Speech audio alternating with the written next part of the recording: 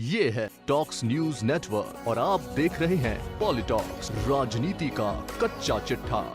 सरकार ने लोकसभा में मंगलवार को वन्य जीव संरक्षण विधेयक पेश किया। सरकार के द्वारा लाया गया ये बिल पशु पक्षियों एवं वनस्पतियों के संरक्षण को विनियमित करके संरक्षित प्रजातियों को बढ़ाने और वन्य जीव तथा वनस्पतियों की संकटग्रस्त प्रजातियों के अंतर्राष्ट्रीय व्यापार के संबंध में एक संधि को लागू करने के उद्देश्य से लाया गया है।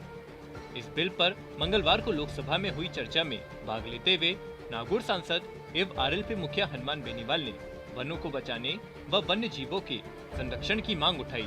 इसके साथ ही गायों में फैली लंपी महाबीमारी को लेकर भी सांसद बेनीवाल ने सदन का ध्यान अपनी ओर आकर्षित किया।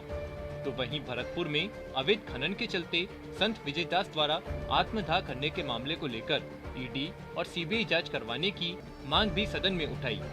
सांसद हनुमान बेनीवाल ने विधेयक की चर्चा में ICUN की रिपोर्ट का हवाला देते हुए कहा कि ICUN के अनुसार संकटग्रस्त प्रजातियों की लाल सूची में भारत में पाई जाने वाली 239 जीवों की प्रजातियां लुप्तप्राय, जिसमें स्तनधारियों की 45 प्रजातियां, पक्षियों की 23 प्रजातियां, सरीसृप की 18 प्रजातियां, उभयचरों की 39 प्रजातियां और मछलियों की 114 प्रजातियां शामिल। मेरे राजस्थान के राज्य पक्षी गोडाउन की प्रजाति भी लुप्त प्राय होने को जो चिंताजनक है। सदन में चर्चा में भाग लेते हुए सांसद हनुमान बेनीवाल ने कहा कि राजस्थान के भरतपुर जिले में पहाड़ों को बचाने के लिए अभी हमारे अवैध खनन को रुकवाने के संत विजयदास जी महाराज को आत्मदाह करना पड़ा। उनकी मृत्यु हो गई। वहाँ के जिम्मेदार उनके द्वारा किए गए आंदोलन के दौरान सोते रहे। सीबीआई जांच की मांग उठी और उस क्षेत्र में जो सरकार ने उसको संरक्षित क्षेत्र तो घोषित कर दिया, लेकिन कई मंत्रियों के क्रेशर हैं, कई विधायकों के क्रेशर हैं। सीबीआई जांच की मांग उठी और ईडी वहाँ कार्रवाई कर सकती है। ये मैं मंत्री जी आपका ध्यान आकर्षित करना चाहूँगा कि बाबा विजयदास जी ने जो आत्मदाह की, वो बलिदान दिया, वहाँ ईडी की कार्रवाई आप जगह जगह ईडी की कार्रवाई करा रहे हैं, तो वहाँ भी करवा दें आप ईडी की कार्रवाई।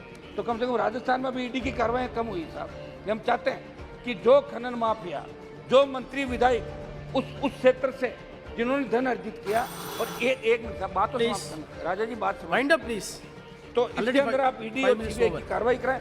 साहब 1 मिनट में मेरा लास्ट इकोलॉजिकल सिस्टम। सांसद हनुमान बेनीवाल ने एक बार फिर सदन में गाय को राष्ट्रमाता का दर्जा दिए जाने की मांग उठाई।